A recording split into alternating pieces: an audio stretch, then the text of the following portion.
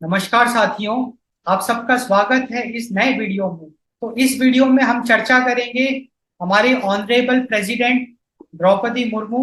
इन्होंने अपना first presidential address to like joint address to the parliament just after the general elections 2024, इसके बारे में हम चर्चा करेंगे। तो अभी हमने देखा था कि 2024 का इलेक्शंस हुआ, उसके जो रिजल्ट्स थे काफी शॉकिंग थे, जहाँ पे बीजेपी 300 पार भी नहीं कर पाई। 300 पार तो अब छोड़िए, वो मेजोरिटी तक हासिल नहीं कर पाई। आज के टाइम पे बीजेपी अपने खुद के दम पे उसने उसको मेजोरिटी नहीं मिली। बीजेपी को Telugu Desam party, Chandrababu Naidu and JDU Janata Dal United, Nitish Kumar, इनका सहारा लेना पड़ा सरकार बनाने के लिए, गठबंधन बनाने के लिए एनडीए का। तब जाके एनडीए की सरकार बनी। बट ये है कि ठीक है, सरकार बनी। अब की बार अपोजिशन भी काफी स्ट्रांग अपने को देखने को मिल रहा है। लाइक इंडिया ब्लॉक में जो प्राइमरी पार्टीज है, दैट इंडियन नेशनल कांग्रेस, फिर आपका डीएमके, तमिलनाडु स्टाइलिंग, एंड उसके बाद we can see TMC, Trinamool Congress, Mamata Banerjee, and also Samajwadi Party, Akhilesh Yadav. And अब की बार समाजवादी पार्टी ने बहुत अच्छा परफॉर्म किया। लाइक यूपी में अनएक्सपेक्टेड था कि समाजवादी पार्टी इतना अच्छा परफॉर्म करेगी। तो अब की बार अपने को ये सब रिजल्ट्स देखने को मिले। इलेक्शंस हुए, रिजल्ट आया, एंड मानसून सीजन भी आ गया। एंड उस मानसून सीजन में पार्लियामेंट के सेशंस भी स्टार्ट हो गए, क्योंकि पार्लियामेंट की अगर हम बात करें तो वो it's a temple of democracy. वो डेमोक्रेसी का मंदिर है, जहाँ पे जो इलेक्टेड ऑफिशियल्स हैं, इलेक्टेड कैंडिडेट्स हैं, जो जो जनता जिनको वोट दे के जिताती है, वो अपनी अपनी कॉन्स्टिट्यूएंसी के लोगों को रिप्रेजेंट करते हैं एंड उनकी बात रखते हैं। तो वहां पे खुल के चर्चा होती है, सांसद लाइक अच्छा डिस्कशन होता है, एंड देश के ग्रोथ की बात होती है। लाइक देश में जो प्रॉब्लम्स हो रही है वो मुद्दे डिस्कस किए जाते हैं, प्लस वे फॉरवर्ड डिस्कस किया जाता है। इसमें बेसिकली एक ट्रेडिशन हम ये फॉलो करते हैं कि जब भी नया सांसद बनता है, क्योंकि अब की बार जैसे 18th लोकसभा का फॉर्मेशन हुआ है, तो जब भी नया सांसद बनता है तो हमारी ऑनरेबल प्रेसिडेंट हमेशा उसको एड्रेस करते हैं, लाइक जॉइंट एड्रेस करते हैं। तो एक मीटिंग होती है जहाँ पे लोकसभा एंड राज्यसभा के मेंबर एक साथ बैठते हैं एंड प्रेसिडेंट ऑफ इंडिया उनको एड्रेस करते हैं, एक तरीके से मोशन ऑफ थैंक्स। तो 27 जून 2024 इस दिन हमारी प्रेसिडेंट द्रौपदी मुर्मू, इन्होंने जॉइंट एड्रेस किया to the members of Lok Sabha and Rajya Sabha. तो बेसिकली जो प्रेसिडेंट का एड्रेस होता है उसमें बेसिकली वो एक गवर्नमेंट का डॉक्यूमेंट होता है, जिसमें गवर्नमेंट की अचीवमेंट्स एंड विजन के बारे में लिखा जाता है। तो प्रेसिडेंट उसी को एक्सप्रेस करते हैं। लाइक अभी जैसे जो रूलिंग गवर्नमेंट है, उसकी अचीवमेंट्स प्लस उसका वे फॉरवर्ड, कि आगे उसके क्या ऑब्जेक्टिव्स है, क्या विजन है, उसकी चर्चा करती है प्रेसिडेंट। तो जो वो डॉक्यूमेंट है वो सरकार खुद बनाता है, प्रिपेयर्ड बाय गवर्नमेंट। एंड उस डॉक्यूमेंट में बेसिकली अचीवमेंट्स होती हैं सरकार की, एंड विजन विजन स्टेटमेंट। क्योंकि अभी फ्रेश सरकार बनी है, तो प्रेसिडेंट के माध्यम से सरकार सदन को ये कन्वे करना चाहता है कि अब की बार उनका क्या विजन है, क्या वो प्लान कर रहे हैं। इसके साथ साथ जो भी करंट में कंसर्निंग इश्यूज हैं, उस पे भी जो प्रेसिडेंट है वो अपने मन की बात करती है। तो दिस इज द एड्रेस। अब की बार जब प्रेसिडेंट ने एड्रेस किया जॉइंट सिटिंग को, like members of Lok Sabha and Rajya Sabha, तो सबसे पहले उन्होंने इकोनॉमिक ग्रोथ के बारे में डिस्कस किया। तो इकोनॉमिक ग्रोथ में उन्होंने काफी अच्छे एक आंकड़े दिखाए, जहाँ पे उन्होंने ये कहा कि इंडिया जो है, India has become the fastest growing major economy in the world. तो 2014 में India was 11th in terms of size of economy. तो 2024 में 10 साल बाद इंडिया 11th से 5th पोजीशन पे आ गया इन terms of size of economy. अब सरकार का ये टारगेट है कि हम जो है थर्ड पोजीशन पे आ जाएं, लाइक थर्ड लार्जेस्ट इकोनॉमी बनने का सरकार का विजन, जो कि बहुत अच्छा है, जो कि अप्रिशिएबल भी है। तो प्रेसिडेंट ने ये भी कहा the government is giving equal priority to all three arms, that is manufacturing, services and agriculture. India is becoming Atmanirbhar in every field at a rapid pace. फिर प्रेसिडेंट ने पेपर लीक्स के बारे में भी डिस्कस किया। And definitely paper leaks एक बहुत ही concerning मुद्दा है, क्योंकि हमने देखा रिसेंटली नीट यूजी 2024 का जो पेपर है उसमें कितनी सारी कंट्रोवर्सी खड़ी हुई। जो नीट यूजी 2024 का पेपर है इसको 24 लाख भारत के बच्चों ने दिया। एंड ये सारे के सारे बच्चे स्कूल से पास आउट हुए वाले बच्चे हैं, लाइक सेंसिटिव स्टूडेंट्स, उनको कितना प्रॉब्लम झेलना पड़ा। फिर हमने यूसीजी नेट का देखा। यूसीजी नेट ये एग्जाम कैंसिल हो गया, इसको भी लाइक 9 लाख बच्चे को हानि पहुंची। इसके अलावा नीट पीजी एग्जाम कैंसिल हो गया, सीएसआईआर नेट, ये सारे एग्जाम्स भी कैंसिल हो गए। And 70+ paper leaks in past few years. तो ये सारे आंकड़े इंडियन एजुकेशन के लिए एक it is kind of a national education emergency, क्योंकि ऐसे आंकड़े शॉकिंग है। एंड तो उसी को एड्रेस करने के लिए इट्स इंटरेस्टिंग टू सी कि अब की बार प्रेसिडेंट ने एग्जाम पेपर लीक्स पे भी बात करी।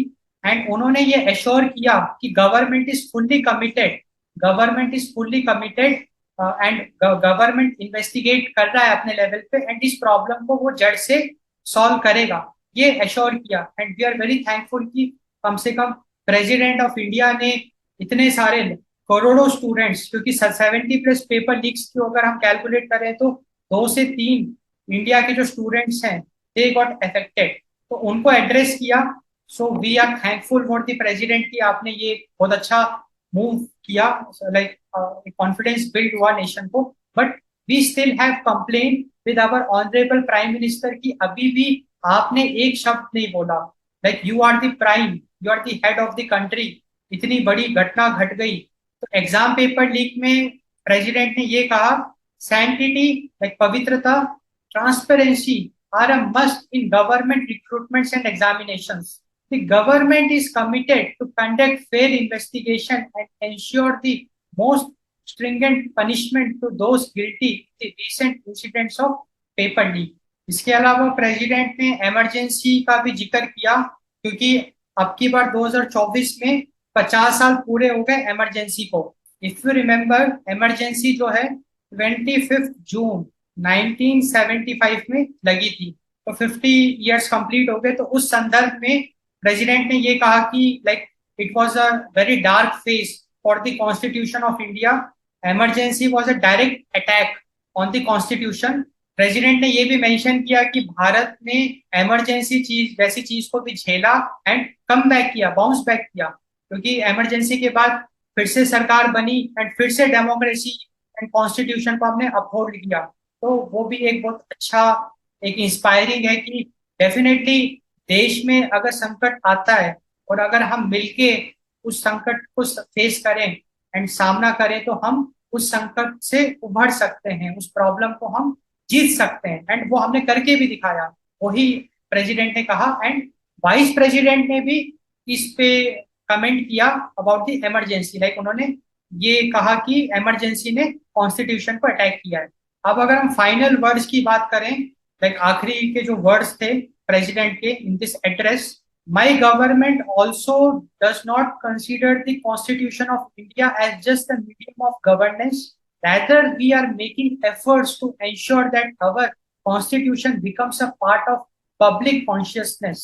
तो कहने का मतलब ये है कि कॉन्स्टिट्यूशन सिर्फ गवर्नमेंट के लिए नहीं बना है कि वो कॉन्स्टिट्यूशन के प्रिंसिपल्स को फॉलो करके गवर्नेंस करे, बट हम ये चाहते हैं कि हर एक इंडिविजुअल के कॉन्शियसनेस में, लाइक अवेयरनेस में आ जाए कॉन्स्टिट्यूशन के सारे प्रिंसिपल्स, सो दैट वो डेमोक्रेसी को फुल्ली एंजॉय कर सके, कॉन्स्टिट्यूशन के को एक्सपीरियंस कर सके। When Parliament conducts its business smoothly, when healthy deliberations take place here, when far-reaching decisions are taken, then the people repose confidence not only in the government but also in the entire system. Therefore, I am confident that every moment of Parliament will be fully utilized and public interest will be given priority. तो ये final words थे president of India के। After this address definitely opposition ने कुछ points रखे। Opposition ने ये कहा कि we are living in an era of undeclared emergency. Opposition ये कहता है कि हम पिछले 10 सालों से मोदी रूल में अनडिक्लेयर्ड इमरजेंसी को फेस कर रहे हैं, एक्सपीरियंस कर रहे हैं।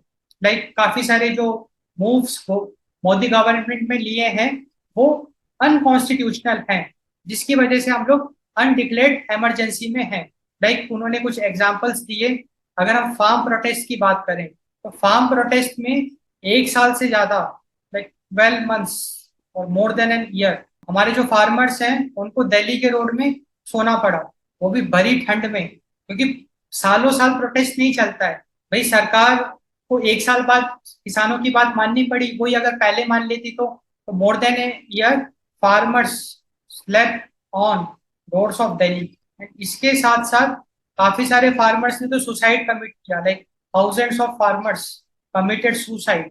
कितना अनकॉन्स्टिट्यूशनल है, क्योंकि किसान जो हमको अन्न प्रदान करते हैं उनके साथ कितना बड़ा एक इनजस्टिस हुआ। अब सरकार ये कहती है कि हमने तो जो फार्म बिल्स लॉन्च किए वो हमने फार्मर्स के लिए किए, हम तो फार्मर्स का भला करना चाहते थे, अब वो अगर उसको एक्सेप्ट नहीं करना चाहे तो हमारी क्या गलती है। तो उसमें फिर हमारा सरकार से ये प्रश्न है कि 2021 के बाद से अगर मैं फ्यूल प्राइसेस की बात करूं, fuel prices it crossed ₹100 mark. मतलब इतना महंगा फ्यूल पूरे भारत की हिस्ट्री में कभी नहीं मिला। और देखो फ्यूल प्राइसेस अगर बढ़ती है ना तो पूरी भारत की इकोनॉमी डिस्टर्ब होती है। सबसे ज्यादा नुकसान तो किसान का होता है। एक तरफ तो सरकार किसान के लिए कहती है कि हम फार्म बिल्स लेके आ रहे हैं, हम आपका भला करना चाहते हैं, और दूसरी तरफ सरकार ने 2021 से अभी भी अगर आप फ्यूल प्राइसेस देखोगे तो ₹100 के आसपास है। इतने आपने फ्यूल प्राइसेस बढ़ा दिए, उससे किसानों को बहुत नुकसान हो रहा है, क्योंकि हर चीज महंगी हो गई। किसानों का जो मार्जिन है, प्रॉफिट मार्जिन है, वो और ज्यादा कंप्रेस हो गया। तो ये कितना गंदा मूव है सरकार का, मतलब हिपोक्रेसी जिसे कहते हैं। तो ये भी एक बहुत बड़ा प्रश्न है सरकार के सामने कि आप ऐसा कैसे कर सकते हो। और अभी जो रिसेंटली चल रहा है that is the paper leak, क्योंकि पेपर लीक वो भी 70+ paper leaks, injustice to the student. अब यहाँ पे सबसे बड़ी प्रॉब्लम ये है, देखो पहला पेपर लीक हुआ, अगर सरकार अच्छी होती, जागरूक होती, तो वो इन्वेस्टिगेट करती और रैकेट को एक्सपोज करती। पहला पेपर लीक हुआ, दूसरा हुआ, 5 पेपर लीक हो गए, 10 पेपर लीक हो गए, सरकार सोती रही। 50 पेपर लीक हो गए तब भी सरकार सोती रही। 70 पेपर लीक हो गए तब भी सरकार सोती रही। वो तो नीट यूजी जो कि इतना बड़े लेवल पे एग्जाम होता है, भारत में 24 लाख बच्चे उस एग्जाम को देते हैं। तो जब जनता जागी, क्योंकि उस एग्जाम में जनता ने कुछ आइडेंटिफाई किया दिक्कत, तब जाके सरकार पे प्रेशर क्रिएट हुआ और तब जाके सरकार ने सीबीआई इन्वेस्टिगेशन वो सब शुरू कराया। 70 पेपर लीक हुए तब आप कहाँ पे थे? तब आपने सीबीआई इन्वेस्टिगेशन अगर करा दिया होता तो भारत के स्टूडेंट्स का इतना बुरा हाल नहीं होता, इतना उनको लॉस नहीं झेलना पड़ता। तो ये भी एक बहुत बड़ा क्वेश्चन है, सवाल है कि आप क्या कर रहे थे। और हमारे ऑनरेबल प्राइम मिनिस्टर वो बिल्कुल चुप है पेपर लीक के मामले में। अभी इंडिया T20 वर्ल्ड चैंपियनशिप जीती तो हमारे प्राइम मिनिस्टर ने सबको फोन करके बधाइयां दी, रोहित शर्मा को, विराट कोहली को, राहुल द्रविड़ को। ये अच्छी बात है क्योंकि भाई हम वर्ल्ड चैंपियन बने, पूरे देश के लिए प्राउड मोमेंट है, वी अप्रिशिएट दैट। बट आपने स्टूडेंट्स को के लिए एक बात नहीं करी। नहीं तो अगर आप स्टूडेंट्स को, अगर आप बोलोगे कि आप अगर एश्योरिटी दोगे ना तो स्टूडेंट्स को एक कॉन्फिडेंस आएगा, because everybody has trust, like youth of India has so much trust in our prime minister. But his silence, and उनका जो साइलेंस है दैट इज क्वेश्चनेबल। एंड इसके अलावा एक और लाइक सीरियस इशू है that is unemployment in India. अब इतने सारे पेपर लीक्स होंगे, इतना सारा डिसरप्शन होगा, तो अब अनएम्प्लॉयमेंट भी एक बहुत बड़ा प्रॉब्लम है। तो ये कुछ आर्ग्यूमेंट्स थे ऑपोजिशन के। तो साथियों आई होप आपको ये वीडियो पसंद आया, तो डू सपोर्ट अस। आपको डिस्क्रिप्शन पे एक यूपीआई की लिंक मिलेगी, उसमें आपका देखो छोटे से छोटा कंट्रीब्यूशन भी हमारी बहुत मदद करेगा, सो दैट हम और अच्छा कंटेंट आपके लिए बनाएं। So do support us, do like this video, subscribe to our YouTube channel, comment on this video your feedbacks and suggestions. So thanks for watching, thanks for your time.